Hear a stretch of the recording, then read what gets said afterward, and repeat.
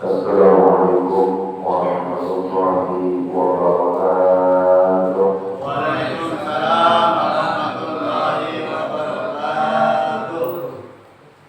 Alhamdulillah, alhamdulillahilladzi ja'ala Ramadan syahrul siyam wa shahrul mubarak wa qiyama laylihi tatawwu'an wa siyama naharihi wajiban. وصلى الله على سيد المصطفى وآله أهل الصدق والوفاء. أشهد أن لا إله إلا الله لا شريك له وأشهد أن محمدا عبده ورسوله لا نبي بعده. قال رب اشرح لي صدري ويسر لي أمري واحلل عقدة من لساني يفقهوا قولي. اللهم يا الله اللهم إنا نسألك رضاك والجنة ونعوذ بك من سخطك والنار برحمتك يا أرحم الراحمين. فقد قال الله تعالى: أعوذ بالله السميع العليم من الشيطان الرجيم. بسم الله الرحمن الرحيم. يا أيها الذين آمنوا كتب عليكم الصيام كما كتب على الذين من قبلكم لعلكم تتقون. وقال تعالى أيضا: يرفع الله الذين آمنوا منكم والذين أوتوا العلم درجات. وقال النبي صلى الله عليه وسلم: ليس الصيام من الأكل والشرب إنما الصيام من اللغو والرفث.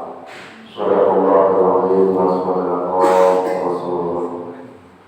Yang saya hormati guru kita bersama Asyidul Kiram Ustaz Samsul dari doa kita sama-sama karena mudah-mudahan beliau senantiasa diberikan kesehatan dan semangat dan bahagia.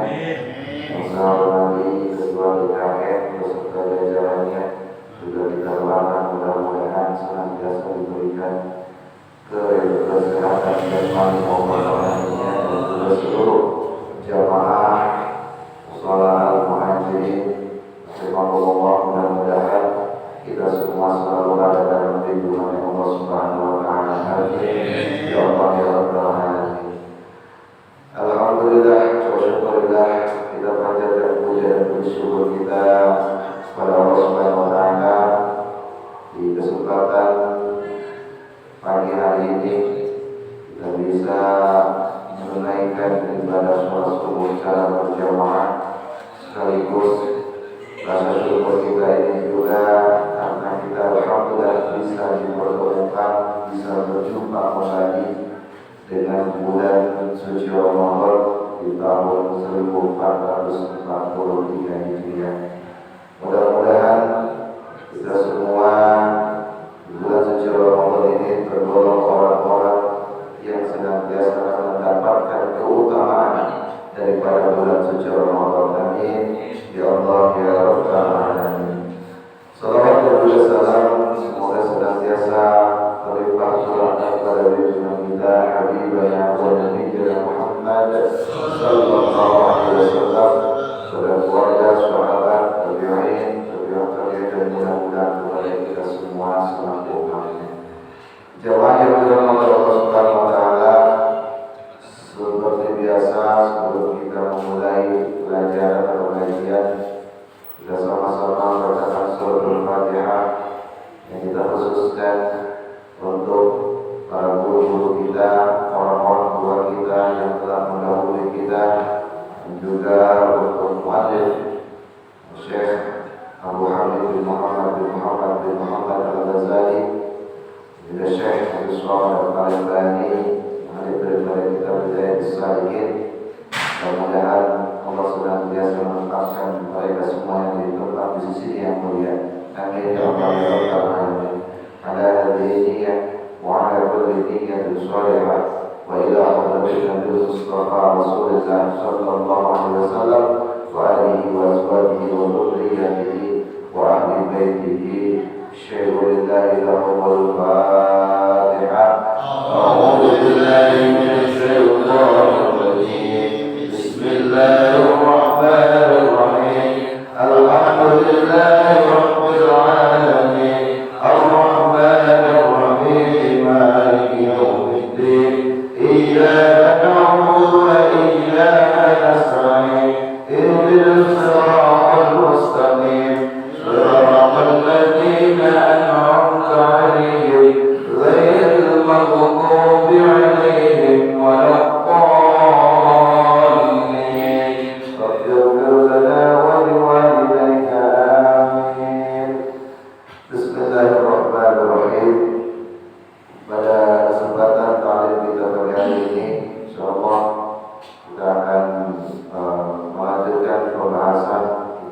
Salihin, akan tetapi dikarenakan dengan momen daripada bulan suci Ramadan, awal Ramadan, maka mungkin pasalnya kita loncat, yang seharusnya kita pembahasan kita baru sampai dengan faslun fi adabil isti'adah di sa'ir sholawat.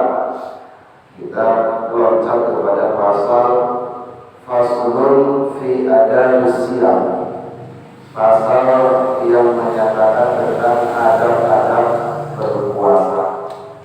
Dan sebelumnya itu juga jemaah Allah, senantiasa saat-saat seperti sekarang ini kita harus merasa bahagia, merasa senang karena kita telah dipertemukan oleh Allah Subhanahu wa taala dengan bulan suci Ramadan. Akhirnya kita bisa berjumpa dengan Ramadan tahun ini. Walaupun kemarin sedikit ada pemunduran waktu ya sebenarnya kalau kita kebanyakan kalau ditanya pengen maju atau mundur Ramadan, pasti kebanyakan pengennya mundur. Beda dengan Lebaran. Kalau Lebaran tanya baru pengennya maju gitu. Makanya kemarin Sabtu Ahad begitu tanggal 3 alhamdulillah. Itu jalan Allah.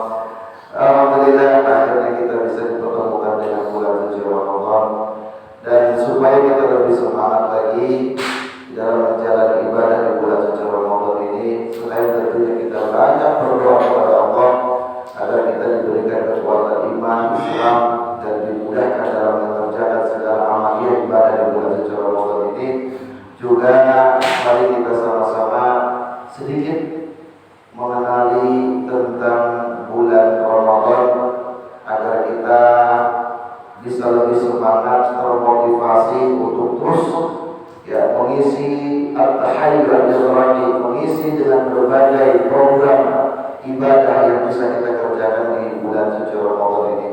Karena luar biasa jemaah Allah, ketika kita mengetahui keutamaan, keistimewaan yang ada di dalam bulan suci Ramadan, niscaya kita akan menginginkan sepanjang tahun ini seluruhnya Ramadan. Cuma jemaah Allah, mungkin kalau di zaman sekarang termasuk kita atau saya sendiri, mungkin walaupun kita tahu keutamaan Ramadan, tapi kalau setahun penuh Ramadan terus kayaknya nggak ini juga ya. Kata Nabi kan begitu, jemaah Allah, "Lau ta'lamu ummati ma fi Ramadan la tamannaw an takuna salatu kulluha Ramadan." Seandainya umatku tahu apa yang ada di dalam bulan suci Ramadan, pastilah umatku menginginkan satu tahun itu seluruhnya Ramadan. Saking banyaknya keutamaan di dalam bulan suci Ramadan. Nah, jemaah Ramadan, namun tidak sedikit, khususnya kita sebagai umat Islam, banyak di antara umat Islam yang merasa cuek, merasa acuh, bahkan terkesan kurang begitu menyukai dengan datangnya bulan suci Ramadan. Ya mungkin karena tidak mengenali apa itu Ramadan dan apa yang ada di dalam bulan suci Ramadan. Keuntungan apa yang bisa diperoleh di dalam bulan suci Ramadan, sehingga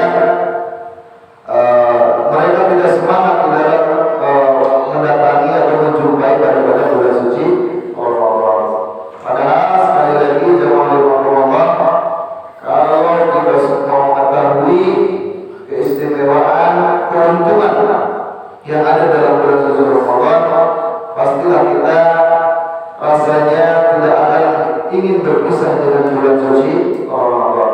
Oleh karena itu jemaah Allah, mumpung di awal bulan suci Ramadan ini, mari kita berupaya, berusaha untuk sekuat tenaga bagaimana agar Ramadan tahun ini adalah Ramadan yang bisa kita lewati dengan sukses, dengan baik, tentunya dengan amal-amal ibadah yang kita sudah persiapkan dan kita biasakan sebelum Ramadan itu datang. Jemaah Allah, Ramadan ini sedikit saja jemaah Allah. Kalau ulama mengatakan Ramadan itu bulan yang ke-9, itu penamaannya diambil dari kata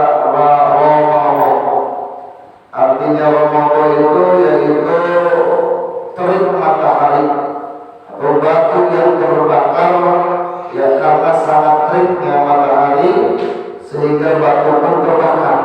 Itu secara bahasa.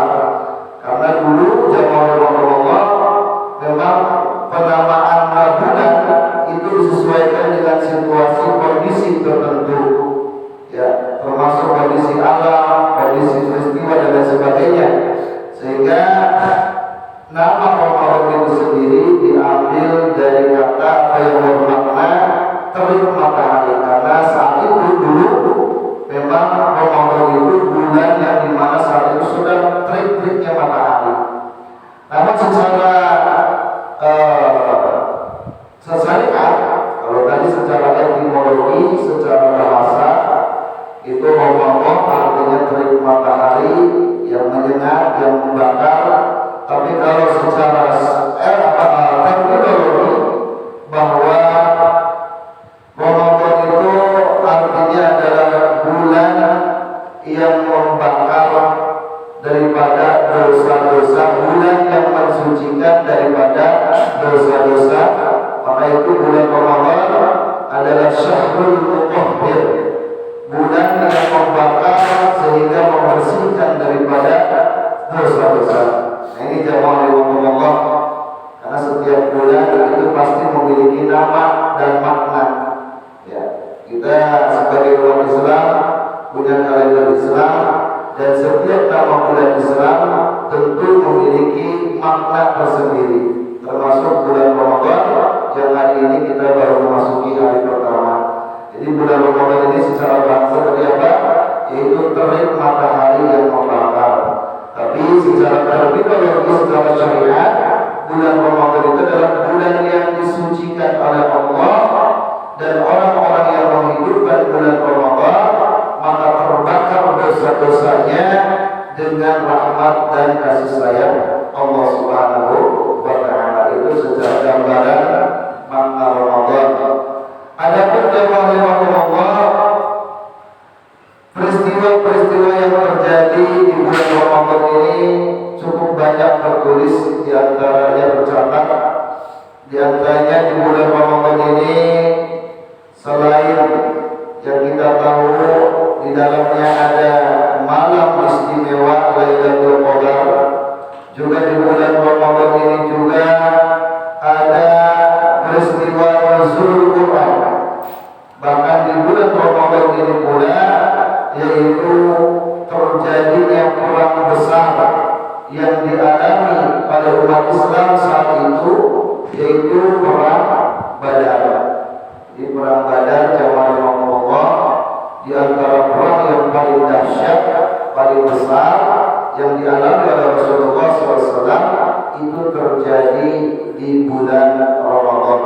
Saat itu umat Islam memperoleh kemenangan, ya, dan ketika umat Islam saat itu merayakan euforia dengan kemenangan atas peperangan tersebut, tiba-tiba Rasulullah SAW mengatakan, "Raja'na min jihadil asghar ila jihadil akbar." Kita baru saja kembali dari jihad kecil menuju jihad yang besar. Sahabat bertanya, "Ya Rasul, apakah akan ada peperangan yang lebih besar dari ini?" "La," kata Nabi, "bukan peperangan, tapi jihad di sini adalah jihadul nafs, yaitu jihad melawan hawa nafsu." Nah, termasuk jamaah Allah di bulan Ramadan ini, kita pun dengan adanya perintah puasa ini pun bagian daripada jihad melawan hawa nafsu, karena sebagaimana kita maklumi bahwa ibadah puasa itu jelas adalah ibadah yang menuntut seseorang yang melaksanakannya untuk menahan atau mengendalikan hawa nafsu. Maka sesungguhnya orang yang berpuasa itu luar biasa, jamaah Allah. Ini termasuk orang yang berjihad, dan jihad yang paling besar, jihad yang paling akbar adalah jihad melawan hawa nafsu, jihadul nafs.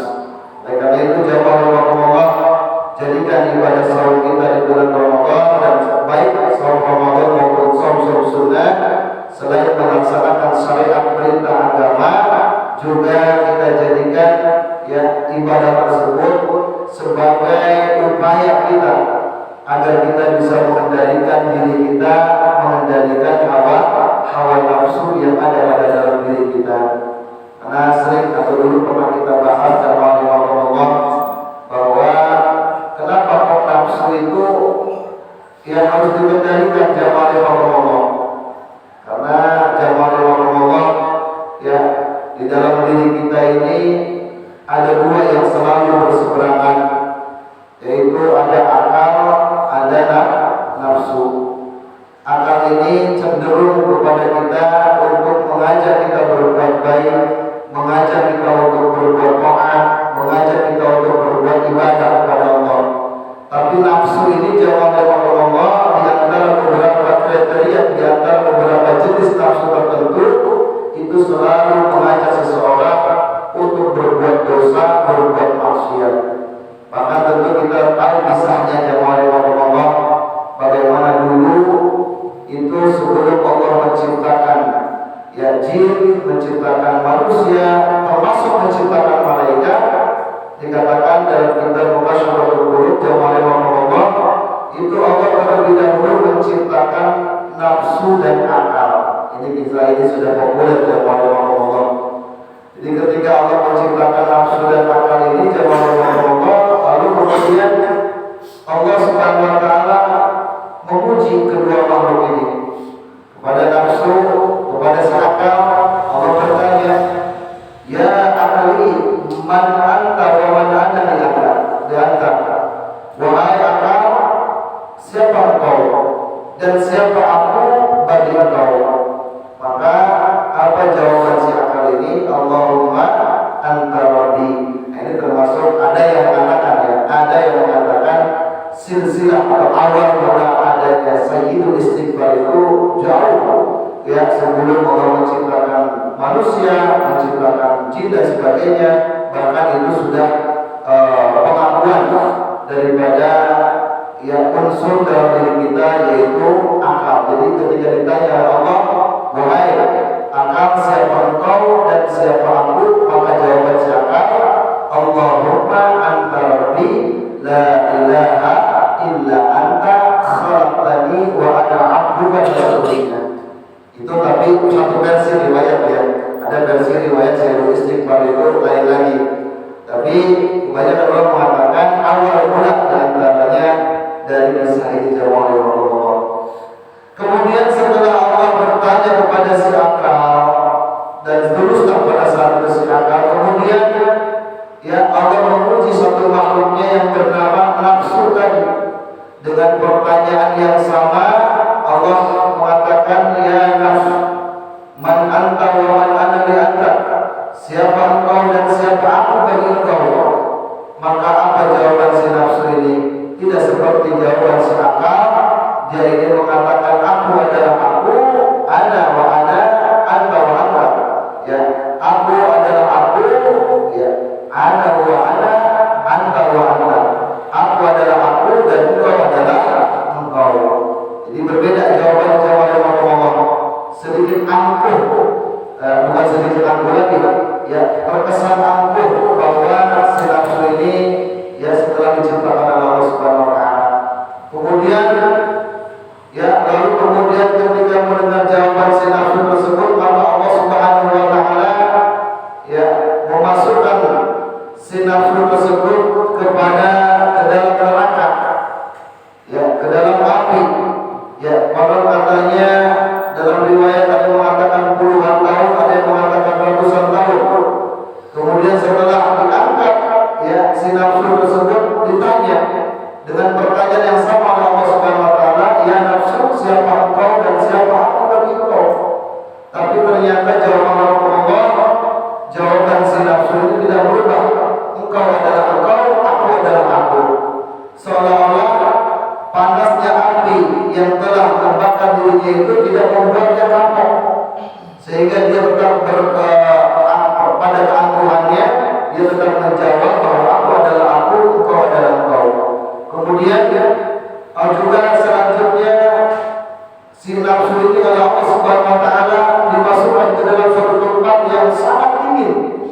Ya, konon katanya puluhan tahun, konon katanya ratusan tahun. Setelah dimasukkan ke dalam tempat yang dingin ini, jamaah Allah diangkat kembali ternyata jamaah Allah, si nafsu ini tetap pada keangkuhannya, seolah-olah ya dimasukkannya ia ke dalam suatu tempat yang sangat dingin sekali, dia itu tidak membuatnya kapok, sehingga jamaah Allah dia tetap menjawab pertanyaan Allah itu dengan keangkuhannya, yaitu aku adalah aku, engkau adalah engkau.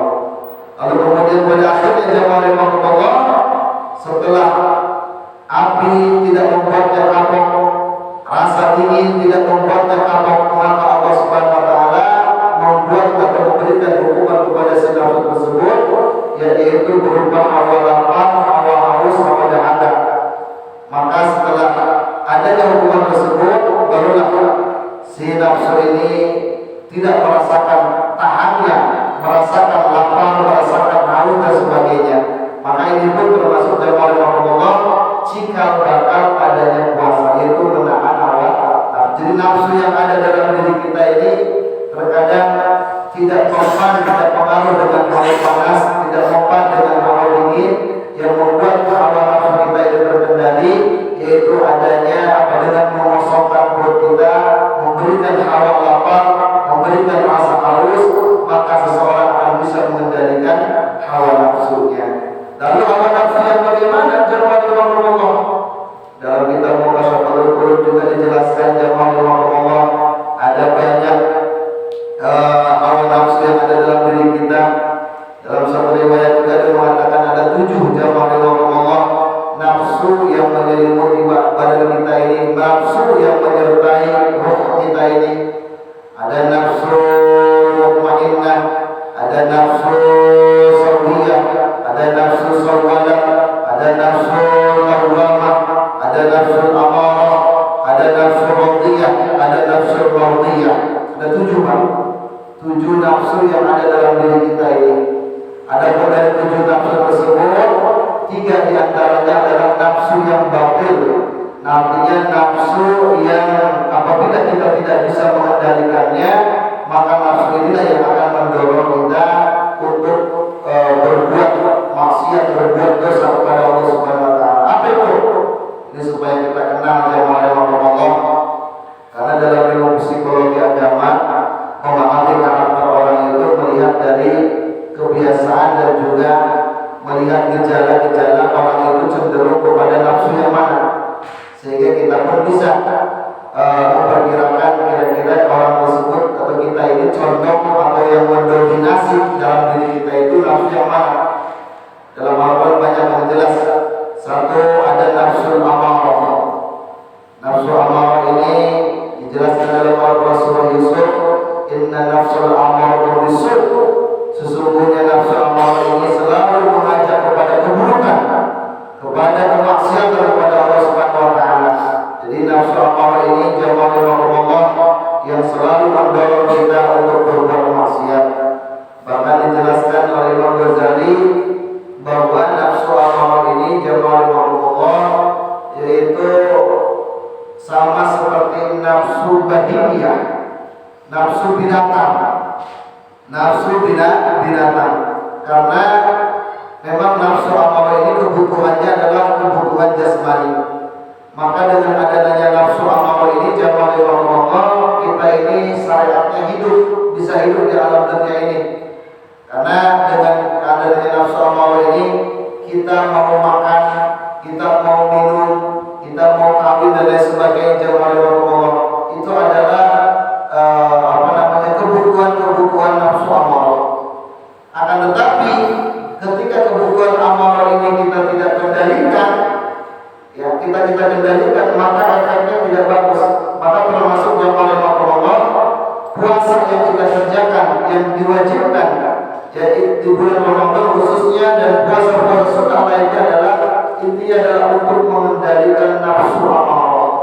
Yang tadi dikatakan dalam Al-Quran, nafsu amarah itu inna nafsal amarah bisu', yaitu nafsu amarah itu memerintahkan, menyuruh kepada perbuatan keji, perbuatan mungkar, perbuatan buruk.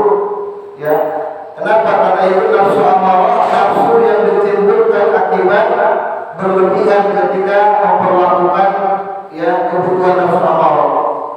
Contoh jamaah Allah, ketika kita melampiaskan ataupun memberikan nutrisi katakanlah terhadap nafsu amarah ini. Tadi kan dikatakan jamaah Allah, nafsu amarah ini dia kebutuhannya itu seperti hewan, makan ya seperti makan, minum, tidur, ya termasuk jima dan sebagainya. Itu adalah adanya karena dalam diri kita nafsu amarah. Jadi nafsu amarah itu nggak bisa dihilangkan, Pak. Makanya kita ini dalam berpuasa itu bukan untuk menghilangkan nafsu, tapi untuk mengendalikan nafsu. Jadi mengendalikan nafsu. Jadi jawab Allah. Coba kalau kita mungkin bisa di dalam penelitian ilmiah pun jawab Allah.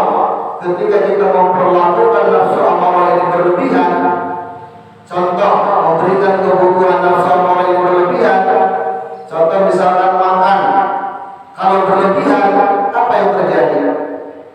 Kalau tidak ngantuk, kalau habis makan kekenyangan, ngantuk, setelah ngantuk timbulnya jadi malas ibadah, termasuk malas bekerja. Semua yang berlebihan jamaah Allah.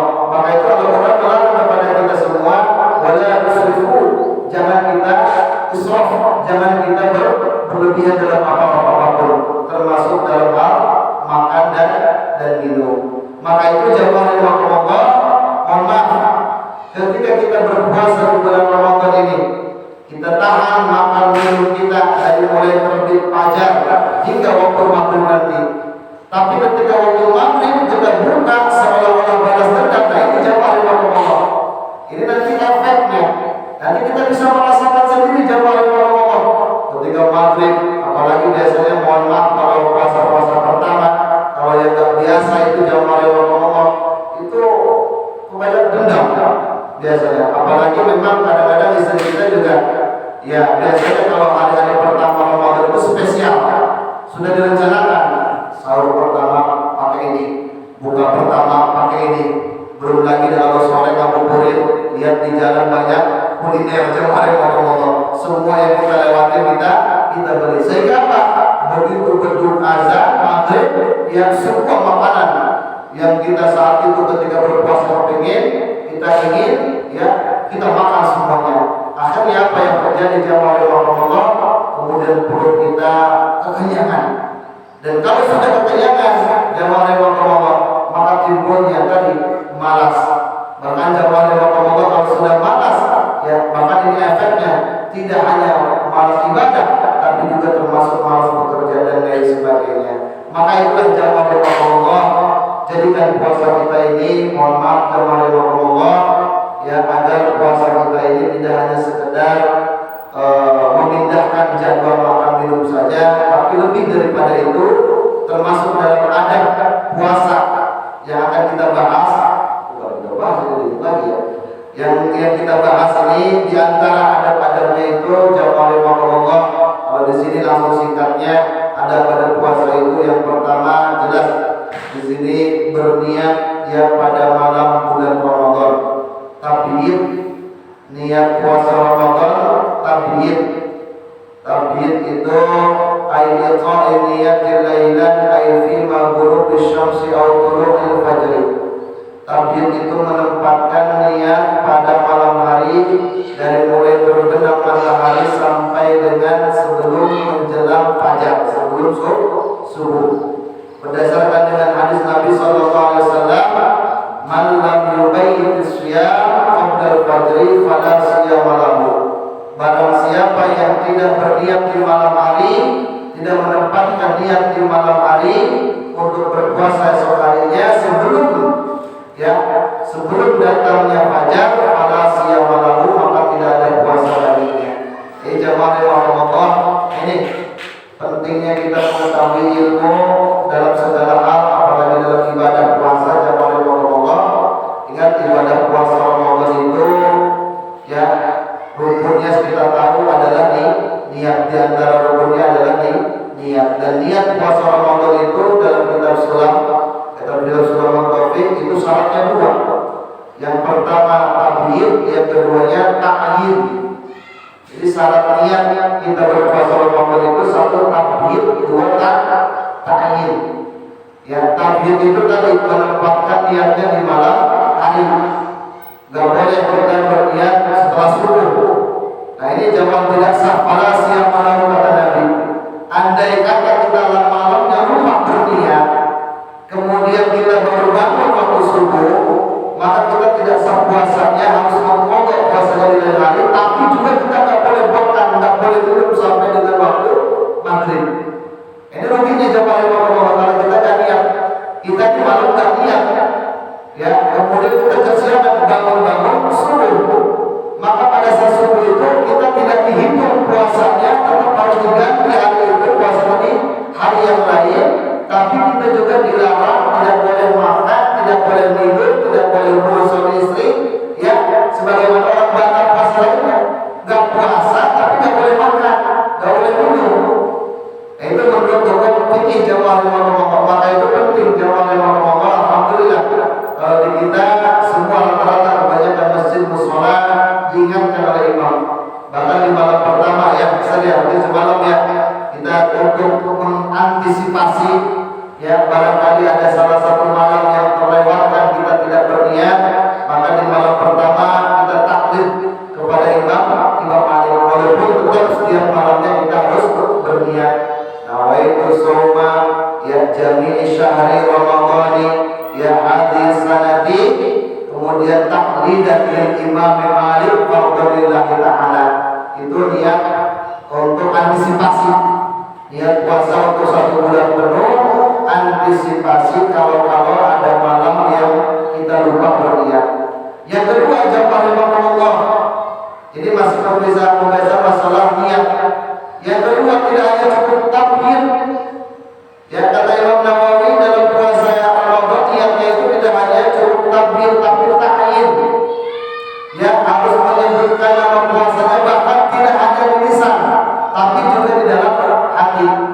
Ini dalam kitab Nihayat Ramadan, Imam Nawawi mengatakan tidak sah niat puasanya kalau hanya diucapkan di lisan, karena memang pada dasarnya niat itu adalah dalam hati, tempat niat itu adalah di dalam hati. Artinya mohon maaf jamaah, ketika kita setelah salat tarawih, setelah witir mengikuti imam nawaitu shoma ghadin an adai fardhi syahri ramadhani hadis sanati fardhillahi ta'ala, itu harus diikuti dalam hati. Hatinya harus mengerti, mengetahui apa makna daripada niat tersebut, tidak hanya sekedar ucapan. Ketika kita hanya mengucapkan mengikuti imam nawaitu shoma ghadin an adai fardhi syahri ramadhani, tapi hanya di mulut tidak di hati, maka itu kata Imam Nawawi belum masuk kategori ini niat. Karena itu jamaah Ramadan termasuk bagian daripada adab puasa di sini, mengingatkan dalam hal niat ini, ya selain harus takbir juga harus ta'yin. Kemudian apalagi jamaah Ramadan, bahkan di antara kesunahan daripada ibadah puasa kita ini yang harus kita ingat adalah selain harus berniat di malam hari dan juga ta'yin dengan sebaik-baiknya, walaupun itu bagian masuk dalam rukun, ya, tapi juga dalam adabnya itu jamaah Ramadan agar kita tidak melupakan atau tidak sampai lupa dengan berniat puasa Ramadan setiap malamnya. Nah selain itu jamaah Ramadan, di antara adab lainnya yang merupakan amalan nurani. Kenapa dikatakan amalan nurani jamaah Ramadan? Ya, karena sunnah-sunnah Ramadan, sunnah puasa itu jamaah Ramadan kebanyakan sunnah-sunnah yang sesuai dengan keinginan hati nurani. Contoh yaitu menyegerakan berbuka. Ya, itu kan amalan sunnah yang sesuai dengan keinginan kita. Sebenarnya orang-orang mohon maaf ya, kita semua ketika berbuka itu kebanyakan apalagi yang mohon maaf ya, yang akhir dan baru-baru puasa, biasanya berbuka itu jangankan menyegerakan, kadang-kadang Allahu Akbar ketika muadzin belum sampai bab itu kita udah habis bisa 3 kan gitu. Nah itu kan saking menyegerakannya berbuka puasa ya, mohon maaf jamaah Allah. Tapi itu kita harus yakini, kita harus niatkan bahwa kita menyegerakan berbuka itu mengikuti sunnah dalam ada bagian daripada ada berpuasa.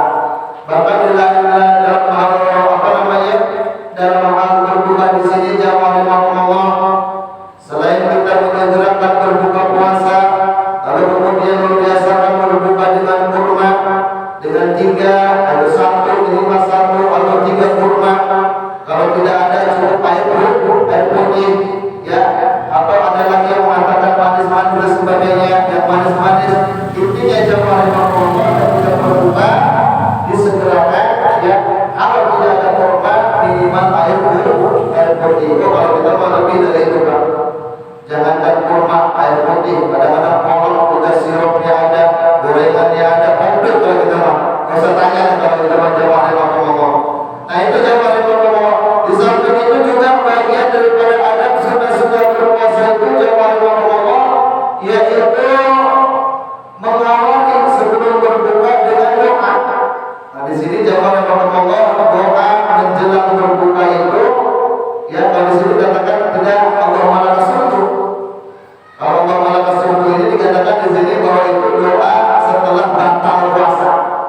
Ya kalau belum batal puasa itu di sini dikatakan doanya ya azimu anta ilahi la ilaha illa ghairuk ighfirli dzambal azim fa innahu la yaghfiru dzambal azim. Kalau kita kan Allahumma lakasumtu wa bika amantu, ya apa sih? Ya tapi kalau dia dari maknanya Allahumma lakasumtu wa bika amantu, gitu kan ya. Terus wa ala rizqika aftartu, ya zahabat dhamahu wa qatatil adu wa sabatal ajr insyaallah. Kalau kita kan saking laparnya Allahumma lakasumtu wa bika amantu wa ala rizqika aftartu langsung. Ada doa yang memberikan zahabat dhamahu wa qatatil itu doa yang paling konkretnya. Itu sebenarnya ya sebagian pendapat mengatakan itu doa setelah batal puasa. Jadi pertama bismillahirrahmanirrahim ketika berbuka itu ya azimu anta ilahi la ilaha ghairuk ighfirli dzambal azim fa innahu la yaghfiru dzambal azim illa al azim minum. Setelah sedikit batas sudah batal, walaupun hanya seteguk, walaupun hanya setetes, baru langsung lepas. Allahumma lakasumtu wa bika amantu wa ala rizqika aftartu zahabat dhamahu wa qatatil qurub wa sabatal ajr insyaallah.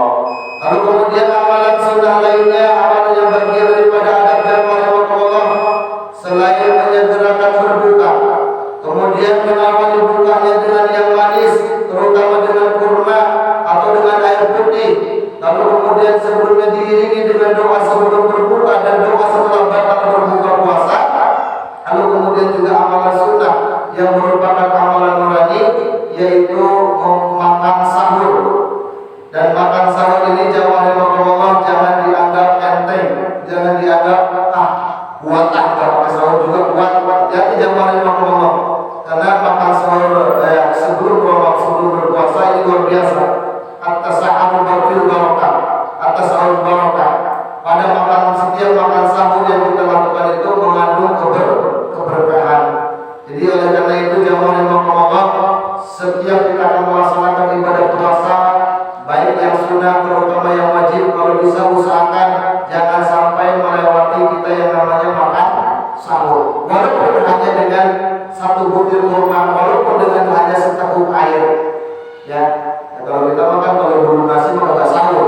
Ya orang mengartikan sahur itu harus nasi, harus makanan pokok.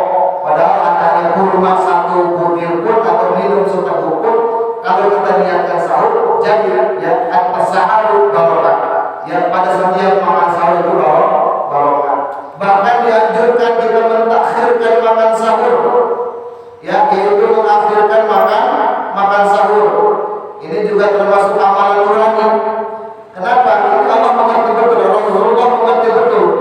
Ya, buka disegerakan, sahur diakhirkan. Ya, jangan mohon maaf ya mentang-mentang kita yang penting makan sahur, kita kapan saja jam 12 makan sahur. Ya, yang paling juga kalau kita makan sahur, cuma kan resikonya berat.